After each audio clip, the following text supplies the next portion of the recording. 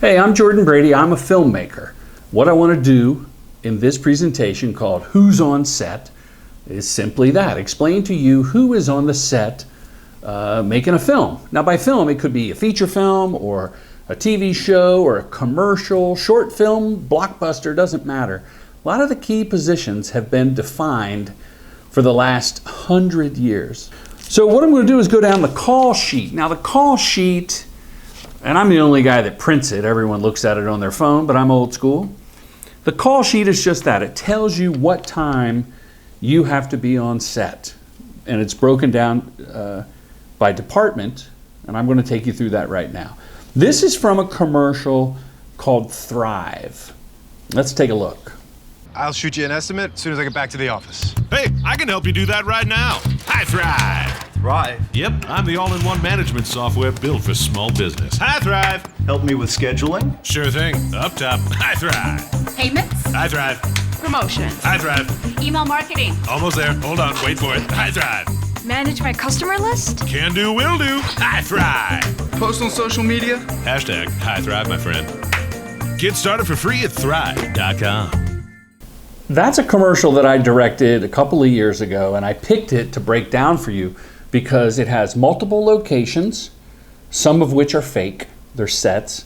It has a lot of different actors, different characters. It's got animation, which may be interesting to some of you, and it took a lot of coordination from a lot of people. So going back to the call sheet from Thrive, there were 63, 65 people on set to make that. By the way, I still don't understand what Thrive is. I know it's an app where you can run your business off your phone, like invoices and expenses and stuff that I don't really deal with.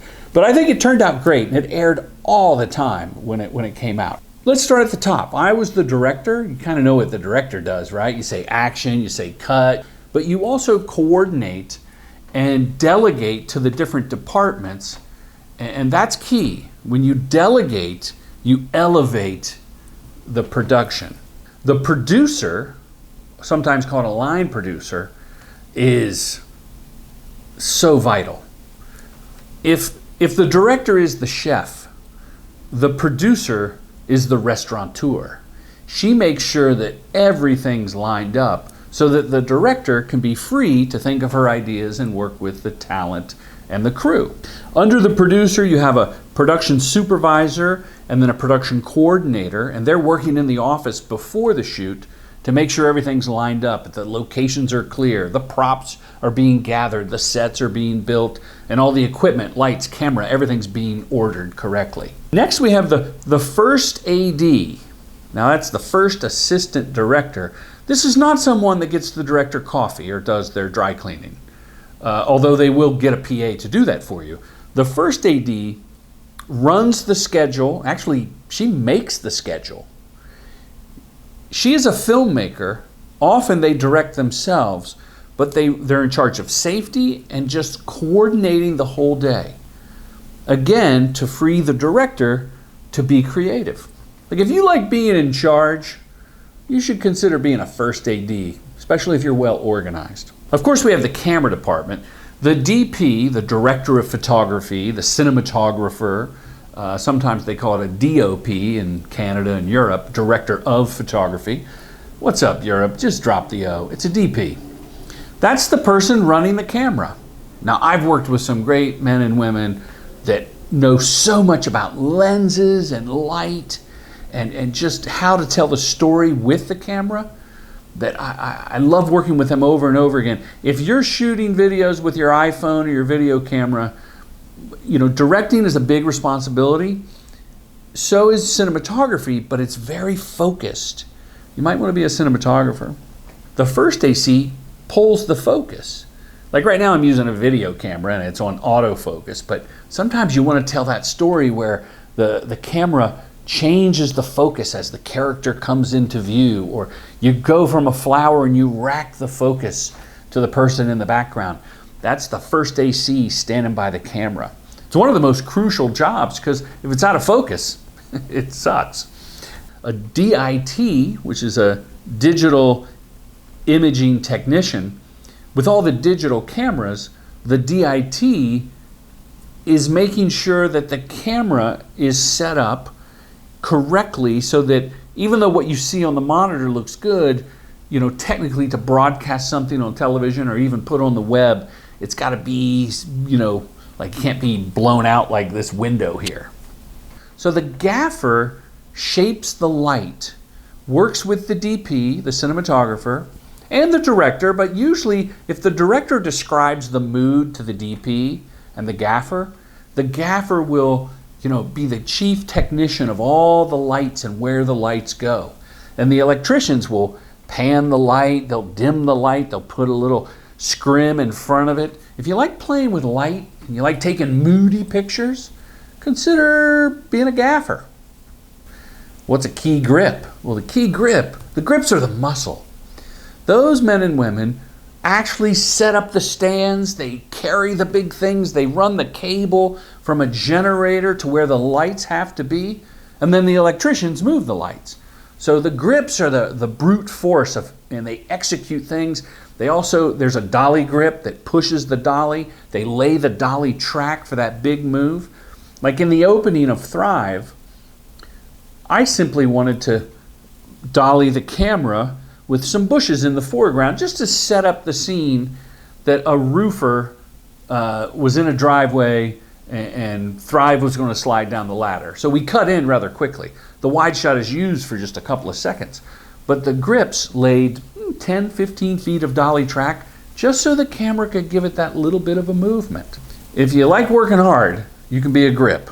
The key grip, the best boy grip, which is the right-hand man or woman of the key grip, and then the various grips. The art department is crucial because all the little details that the art department puts in front of the camera can make a mediocre commercial into a great commercial.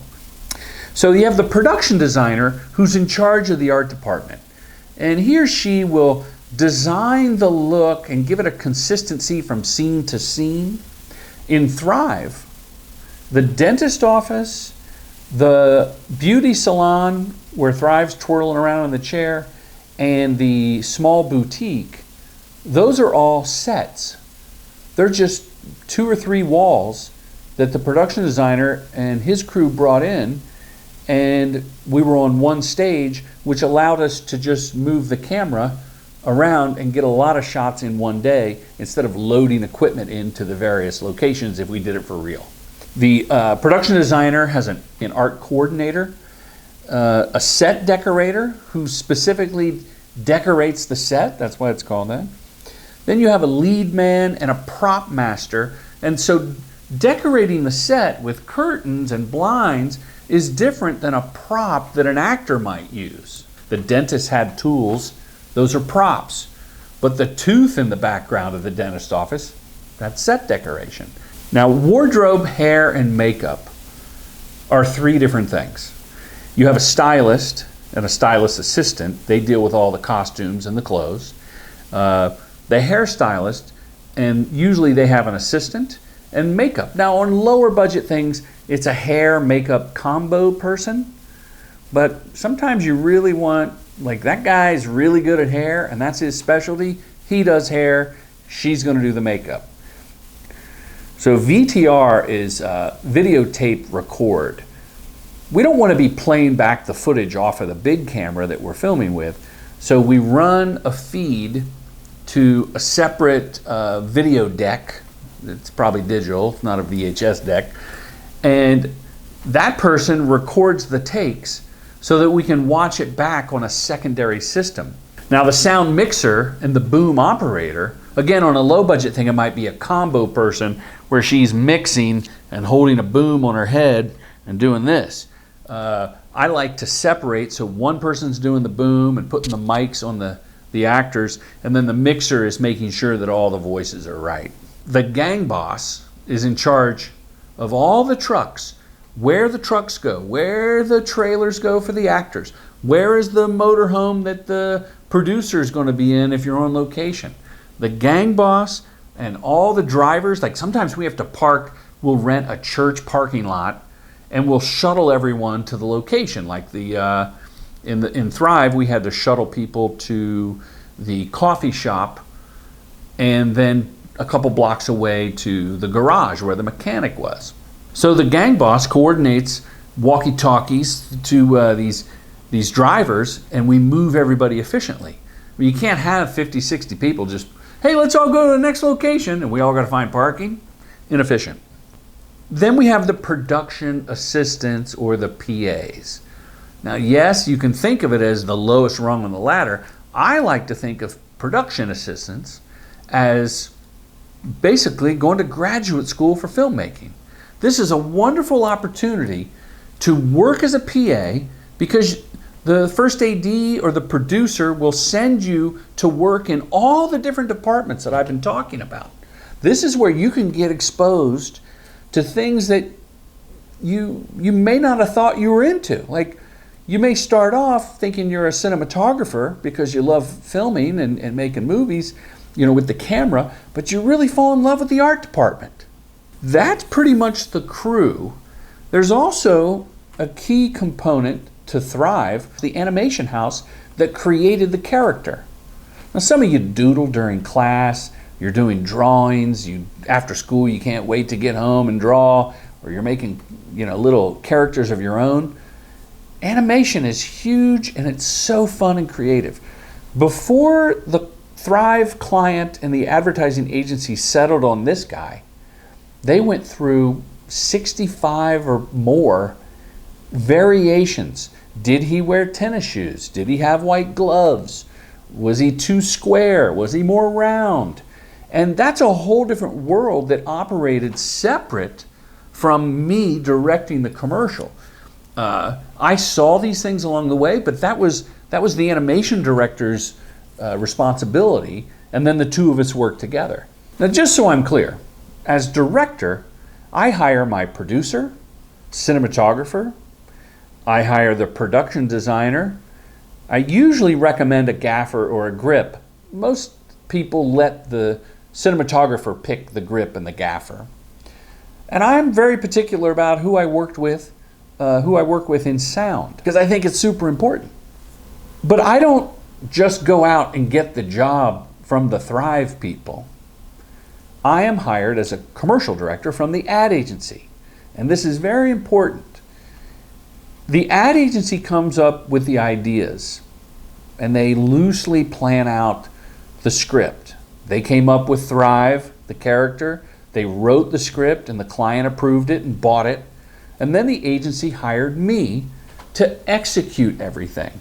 And then I hired all the people to collaborate with me and bring my vision to life. At the ad agency, you have the core team of a copywriter and an art director, okay? If you're scribbling and doodling, you might want to look into the world of being an art director at an ad agency. If you're writing jokes or you're telling jokes all the time, maybe you write some of those down and see if you could write a commercial. That's called a copywriter. And you don't have to be just funny. If you're a good writer and you like to write stories or poems, consider a career at an ad agency. Here's the bottom line. There's a lot of opportunities to work in filmmaking on set, or behind the scenes in the office, or at the ad agency. What I implore you to do is go out and make stuff. Here's what I'll leave you with. In life, anybody can open the door for you, but you have to walk through it. Thank you.